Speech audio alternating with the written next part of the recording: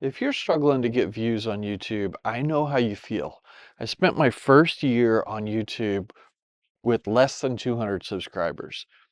Today, I want to talk to you about how you can use this time to your advantage to set yourself up better for later, because I don't want you to fall into being a statistic and quit YouTube altogether.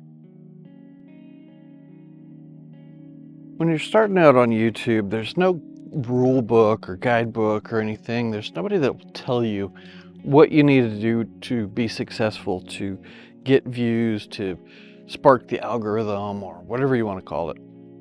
There's no system in place. YouTube itself doesn't even tell you what to do.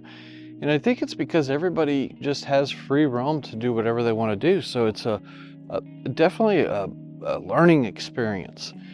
And today in this video, I want to talk to you about some of the things that I've learned along this path that I've been on where I haven't had a lot of subscribers. And I'll show you some of the things that I was able to do in order to make it a better experience during this time that's really a battle. And sometimes it's very discouraging when you make a video and you put it out there and nobody watches it, nobody sees it. So I want to talk to you about some of the things that I've learned in this time that I've been with low view count and with low subscriber rates, and what's helped me and what I've seen make a difference on my channel. The first few months of me being on YouTube, it was really just me trying to learn how to talk better to the camera. Now, I spent the first 30 days just getting better talking to the camera. I would carry my camera around every day for the first 30 days and just talk to the camera. And that helped me a lot to get more confident and gather my thoughts better and speak better to the camera. And I feel like that really helped me to get better. And then after that, I kind of started doing more scripted stuff, try to get my ideas better, and I started shooting indoors. And what I found was, I would sit at my desk and I would put all the scripts on the teleprompter and I would load it up and I would talk to the camera, I would talk to you, and just some of it was AI written, some of it was written by me, some of it was bullet points. And so during that time, I had seen other creators in my niche, which is kind of like the YouTube growth niche. They did everyone was doing this. Most everyone was doing this. They would sit behind, the camera and they would just talk to the camera. Maybe they'd have some things on the screen that would help them illustrate what they're talking about. They'd have some text here and there and maybe some visual representation of what they're talking about, or maybe some B-roll that they had gotten from, a subscription or free B-roll, whatever, wherever they got it from. And I did that for a few months, after our first 2 or 3 months of me being on YouTube. That's what I was trying to do. And during that time, I kind of learned that I didn't like it. I didn't enjoy it. So, I would switch between that and then going outside and walking and just talking to the camera, which I found to be more enjoyable, but I wasn't able to talk as well, without the structure of a script or a hard outline and just going off, whatever I had written down beforehand and then just kind of going off my head with that.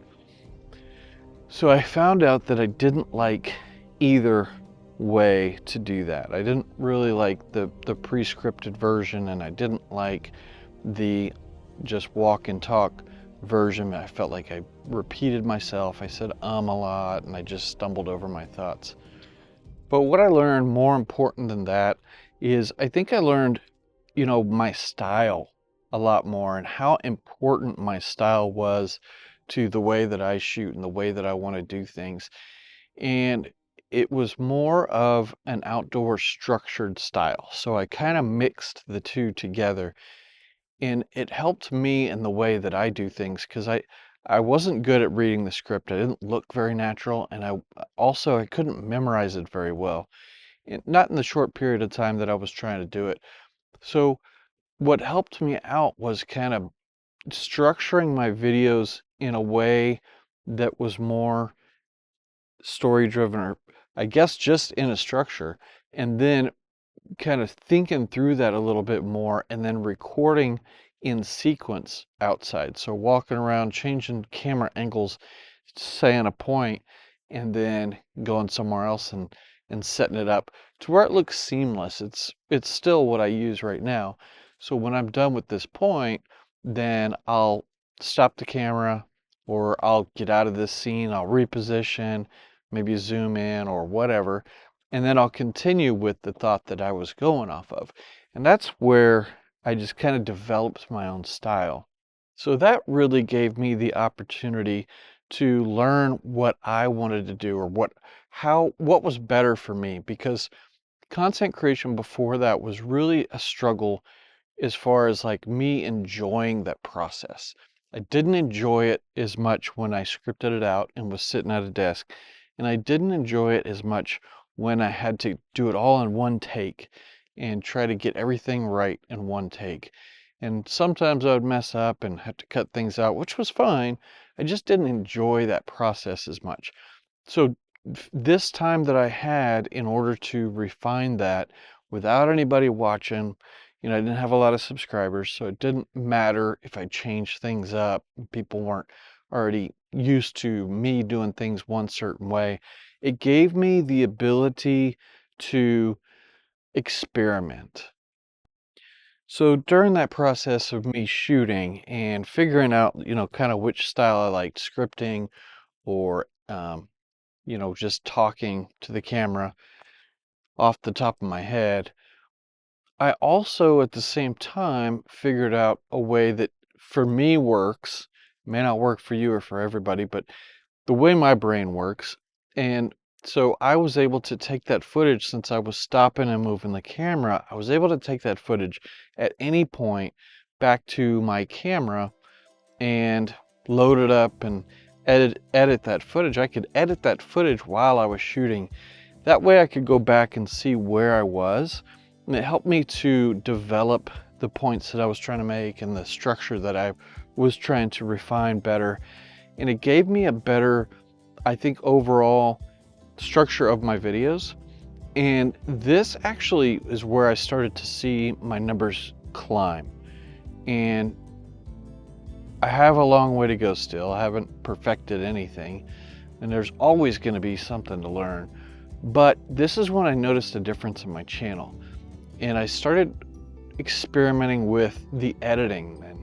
And I never enjoyed doing adding text and adding visuals and all that stuff that went along with the sit down at the chair and edit type of style, because I didn't want the viewer to get bored, but at the same time I didn't have the skills and I didn't have the time to be able to do all this B-roll and add text and bullets and sound effects and all this stuff to my footage. So this was a good way for me to change it up, so at least the viewer is not bored as much and I could, make it more interesting to watch, because it's difficult to watch just one person sitting there talking to you the whole time.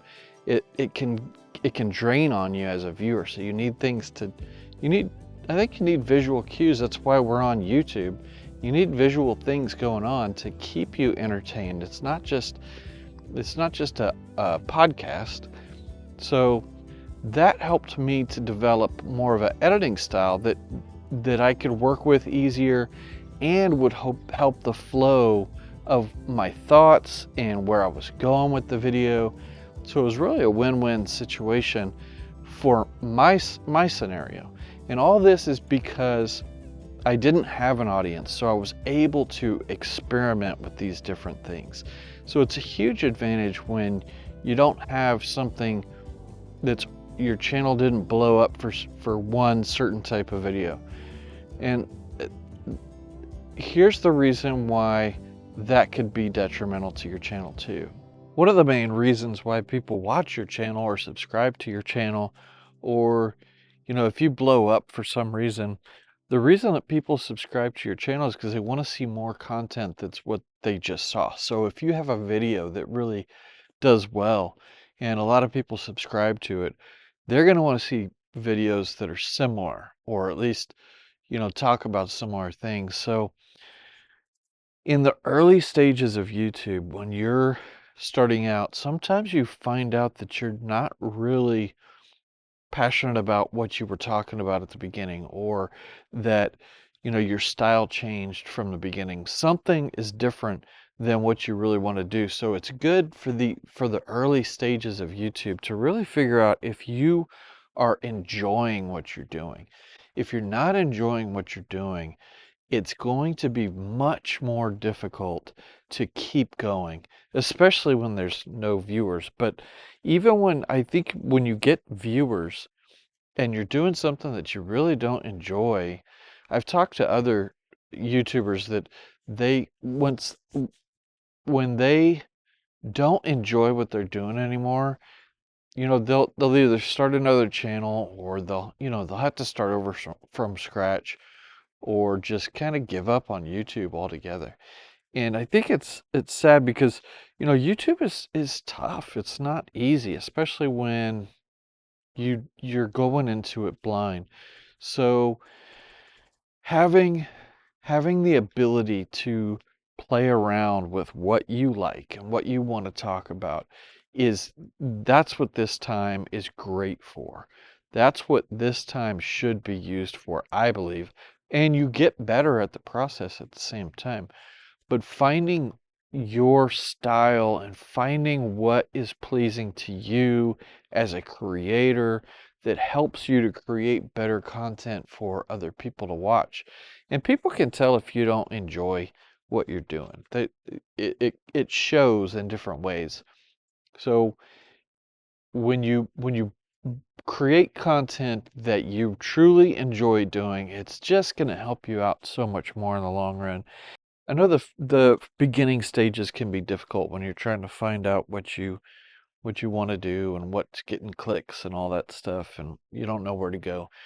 But just try to have fun with it. Try to let YouTube be enjoyable for you in a way where you can learn, but also where it's just a place where you can experiment and have fun with it. If you like this video, check out my other video that talks about my first year on YouTube in more detail.